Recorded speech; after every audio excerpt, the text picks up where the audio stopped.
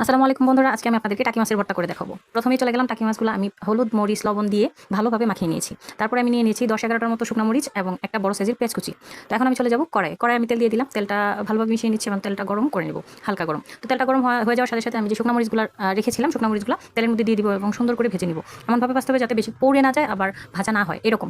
তো এই যে দেখেন আমার শুকনো মরিচগুলো ভাজা হয়ে গেছে। এখন আমি ওই তেলের মধ্যে আমার যে পেঁয়াজটা ছিল, পেঁয়াজ কুচিটা আমি ভেজে নেব। তো পেঁয়াজ কুচিটা আমি হালকা ভাজবো, বেশি না। বেশি ভাজলে একবারে চুপসে যাবে, অল্প হয়ে যাবে। তো আমি হালকা একটু ভেজে নিলাম, খুব বেশি না। তো এই যে আমার পেঁয়াজ কুচিটাও ভাজা হয়ে গেছে, আমি পেঁয়াজ কুচিটা এখন নামিয়ে নেব আমার প্লেটে। এখন যে মূল উপাদান মাছ, আমি এখন টাকি মাছগুলো ওই তেলের মধ্যেই ভেজে নেব।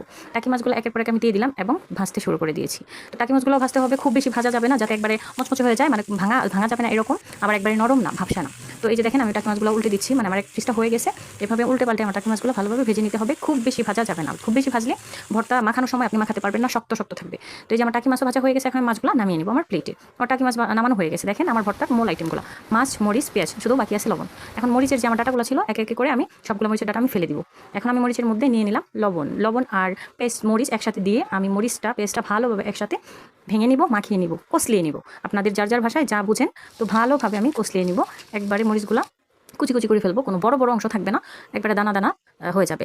এখন যেটা করতে হবে, আমার মাছটা যে ভাজা ছিল, কাটা তো খাওয়া যাবে না, কাটা হাতে লাগবে আর কাটা খাওয়া যায় না। তো মাছ আর কাটা আলাদা করতে হবে। তো যেহেতু একটু বড় সাইজ আর হালকা ছোটো কাটা থাকেই মাছে, তো যারা ভর্তা খাবে, বাচ্চা না সবাই বড়, তো এইটুক কাটা খাওয়া যায়, গায়ে যেগুলো থাকবে। তো বড় বড় যে কাটাটা আমি আলাদা করে নেব। দেখেন বন্ধুরা, এই যে মাছের অংশ, মাছটা আলাদা করে নিলাম এবং কাটাটাও আলাদা করে নিলাম। এখন আমি যেটা করবো, ওই মাছের মধ্যে আমি শুকনো মরিচের যে গুঁড়াটা ছিল, আমি পেঁয়াজের সাথে যে মাখিয়ে নিয়েছিলাম, ওইখান থেকে আমি মরিচের গুঁড়া নিয়ে ভালোভাবে মাছটার সাথে মাখিয়ে নিব। সবটা নিলাম না, কারণ অনেক ঝালও হয়ে যেতে পারে। এটা আপনার ঝাল অনুযায়ী নিতে হবে, ইচ্ছা অনুযায়ী, ঠিক আছে, প্রয়োজন অনুযায়ী। এই যে দেখেন আমার মাখানো হয়ে গেছে আমার টাকি মাছের ভর্তা। দেখতেই পাচ্ছেন বন্ধুরা, লাল টকটকে। যদি ফোনের জন্য এমন কালার হচ্ছে, তো বাস্তবেও এরকমই হয়েছে বন্ধুরা। কত সুন্দর লোভনীয় একটা ভর্তা, টাকি মাছের ভর্তা প্রিয় এমন কোনো মানুষ খুঁজে পাওয়া যাবে না। পুরো আমার এই ভর্তার ভিডিওটা, রেসিপিটা যদি আপনাদের ভালো লাগে, অবশ্যই আমার চ্যানেলটা সাবস্ক্রাইব করবেন যারা এখনো করেন নাই।